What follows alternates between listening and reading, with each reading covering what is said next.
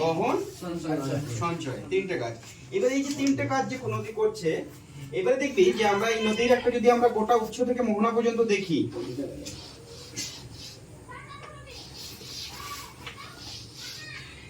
এটা একটা নদীর উৎস আর এটা হচ্ছে মোহনা, কোনো একটা সমুদ্রে মিলে গেল। তাহলে নদীর আমরা তিনটে গতি দেখতে পাবো। একটা হচ্ছে কি উচ্চগতি, মধ্যগতি, নিম্নগতি। উচ্চগতি বা নিম্নগতি আর মধ্যগতি। পার্বত্য গতি। এটা কি পার্বত্য গতি। পার্বত্য অঞ্চলে নদীর যেটা গতি থাকবে সেটাকে আমরা কি বলবো? পার্বত্য গতি। ঠিক আছে, উচ্চ। তারপরে নদী শুরু হবে হচ্ছে গিয়া এটা মধ্যগতি, এবং তারপরেরটাকে আমরা বলবো নিম্নগতি। তাহলে নদীর কয়টা গতি? তিনটে গতি। কিন্তু সব নদীর এরকম গতি থাকে না। যে নদীর এই তিনটা গতি থাকে সেই নদীকে আমরা বলবো আদর্শ নদী। সেই নদীকে আমরা বলবো আদর্শ নদী। তাহলে একটা আদর্শ নদীর উদাহরণ গঙ্গা। একটা আদর্শ নদীর উদাহরণ কি? থাকে না মানে মধ্যবর্তী নিম্নবর্তী অগ্রবর্তী নদী বলবো। স্যার বলছি ওগুলো নদী আদর্শ নয়, সেগুলো নদী আদর্শ নয়। যমুনাটা হবে?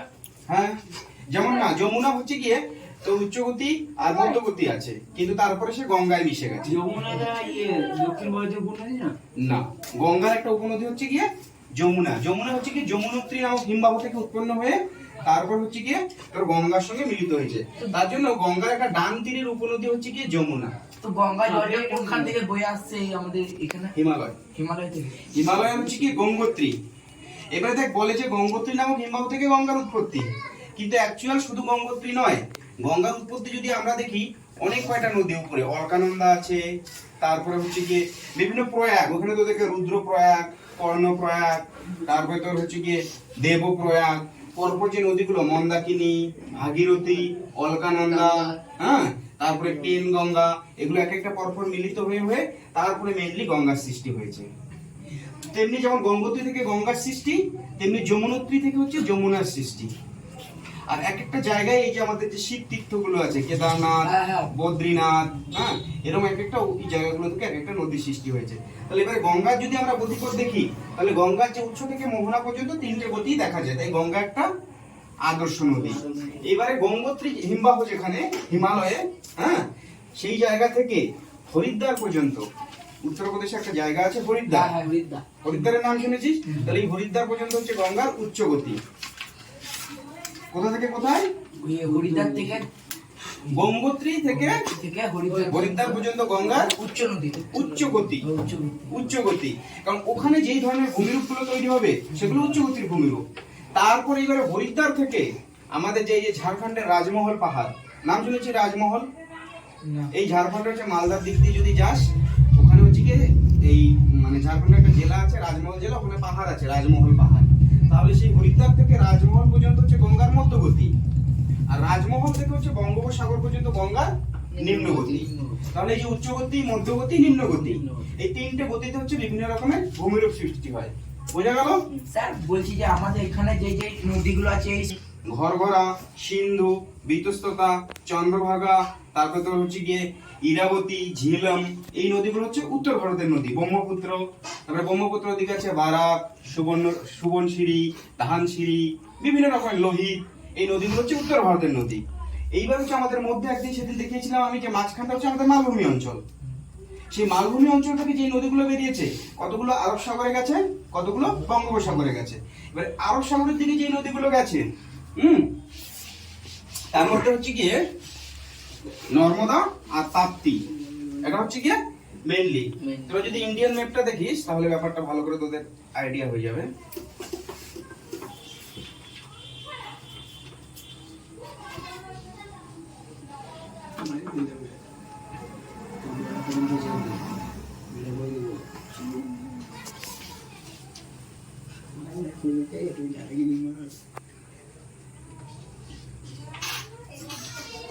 ওপরটা থেকে গেল, ঠিক আছে তো? এইবারে দেখ এই অঞ্চলটা কি আমাদের হিমালয়, এটা হচ্ছে কি হিমালয় পার্বত্য অঞ্চল। ওকে, এটা হচ্ছে আমাদের, এই জন্য বলে যে আমাদের উত্তর দিকে হচ্ছে গিয়ে আটখানা চাঁদের মতো, হ্যাঁ, আটখানা চাঁদের মতো হচ্ছে হিমালয় পর্বতমালার অবস্থান। ঠিক আছে, এবার এই হিমালয় থেকে সৃষ্ট একটা নদী হচ্ছে গঙ্গা। এখান থেকে সৃষ্টি হলো গঙ্গা। গঙ্গা এসে আমাদের যখন পশ্চিমবঙ্গে প্রবেশ করলো তখন হচ্ছে গিয়ে মুর্শিদাবাদের ধুলিয়ানের কাছে দুটো ভাগ হয়ে গেল। একটা হচ্ছে এই হুগলি নামে চলে গেল বঙ্গোপসাগরে, আরেকটা হচ্ছে গিয়ে বাংলাদেশে পদ্মা নামে প্রবেশ করে গিয়ে বঙ্গোপসাগরে পড়লো। ঠিক আছে, এবারে দেখ এই দুটো যে মাঝখানে প্রচুর বদ্বীপের সৃষ্টি হয়েছে।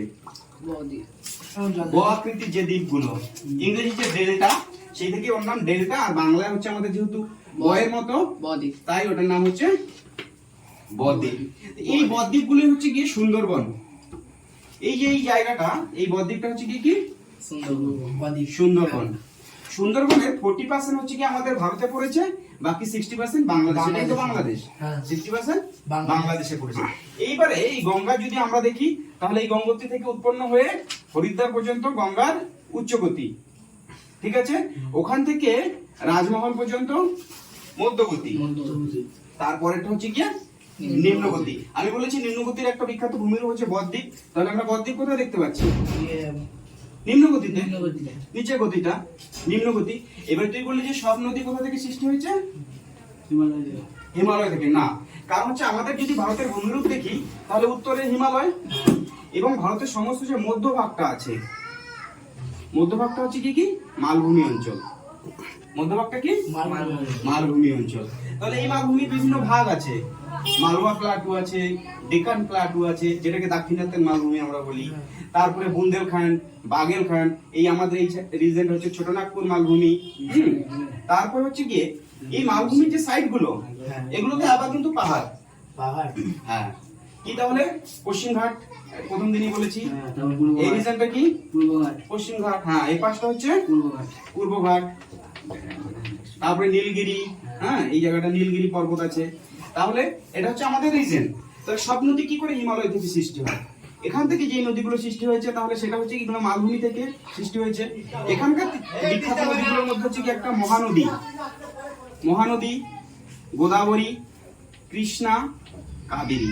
এই পরপর চারটা। ম্যাপ পয়েন্টিং এ খুব আসে, মনে রাখ। ম্যাপ পয়েন্টিং এ দেখবি পাবি, এটা মনে রাখ। মহানদী, গোদাবরী, কৃষ্ণা, কাবেরী, এই চারটা নদীটা। এই সরস্বতী এটা আছে এখনো কি নদীটা? না, সরস্বতী নদী হচ্ছে হেডওয়ার্ড ইরেশন। মানে একটা নদী ধর একটা কোনো উঁচু অঞ্চল থেকে বইছে, এটা ধর একটা উঁচু অঞ্চল, এখান থেকে একটা নদী বইছে। এবারে নদীটা এখান থেকে যখন বইছে তার পিছন দিকেও কিন্তু ক্ষয় হবে। এটাকে বলা হচ্ছে গিয়ে মস্তকমুখী ক্ষয়, বাংলা, ইংরেজিতে বলে হেডওয়ার্ড ইরেশন। তাহলে হেডওয়ার্ড ইরেশন যখন হবে তখন নদীর পশ্চাৎমুখী অপসরণ হবে, মানে পিছন দিকে সরে যাবে নদী। এরকম করে হচ্ছে সরস্বতী যে নদীটা আছে সেটা ক্যাপচার হয়ে গেছে যমুনার দ্বারা। সরস্বতী নদী তো এখন তো আপনার মহানদী, গোদাবরী, কৃষ্ণা, কাবেরী। তারপর হচ্ছে সেম এদিক থেকে হচ্ছে গিয়ে এটা হচ্ছে নর্মদা, নর্মদাও আসে। ঠিক আছে, এই কয়টা নদী যদি মনে রাখিস তাহলে নদী অন্তত কভার করে নিবি। আর একটাই আমাদের নদী আছে সেটা হচ্ছে লুনি, অন্তর্বাহিনী নদী আর কি। প্রথম শুনছি নামটা লুনি। হ্যাঁ, বুঝতে পারলি? কচ্ছের রানে এসে শেষ হয়ে গেছে লুনি।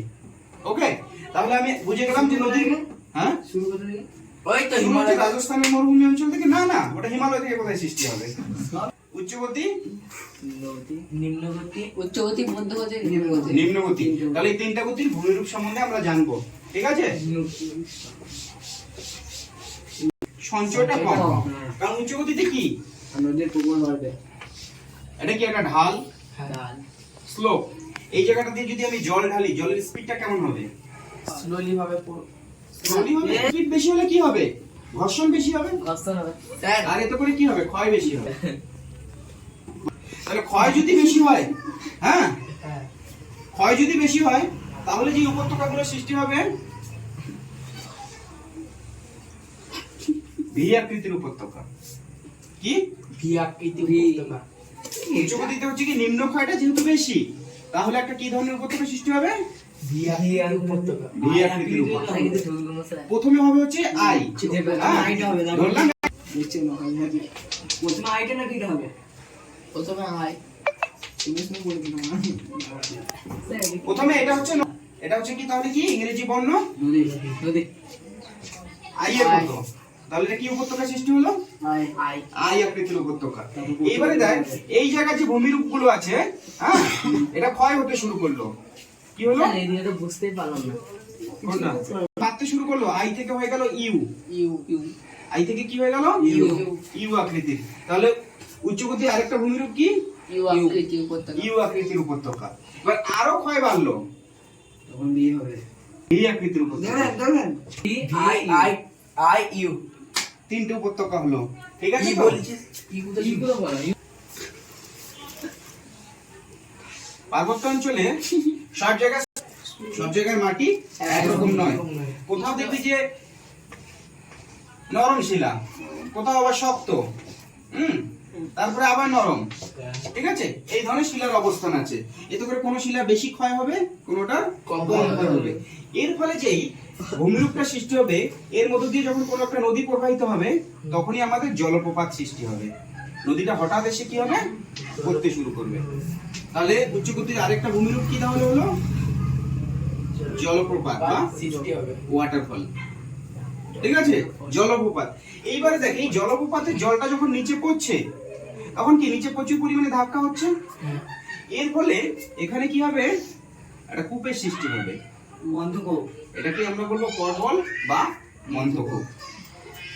তাহলে নদী গর্ভে এই ধরনের বর্তুলাকার গর্তকে বলা হয় পটহল বা মন্থকূপ, ঠিক আছে? তাহলে কয়টা পেলাম আমরা?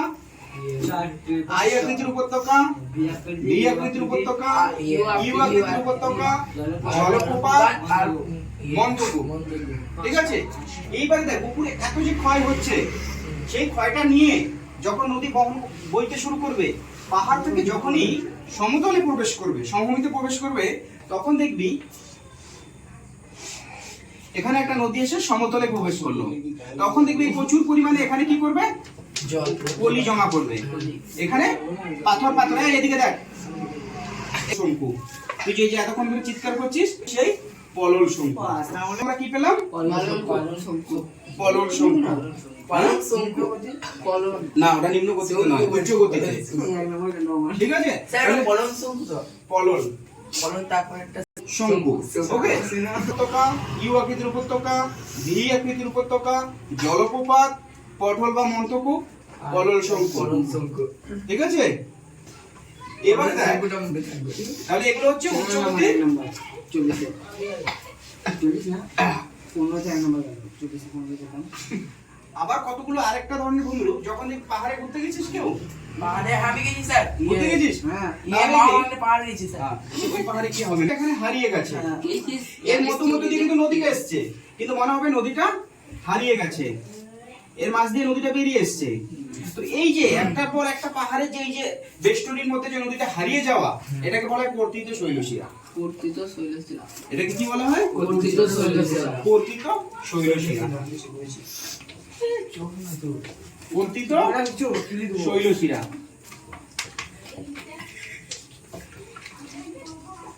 কর্তিত শৈলশিরা।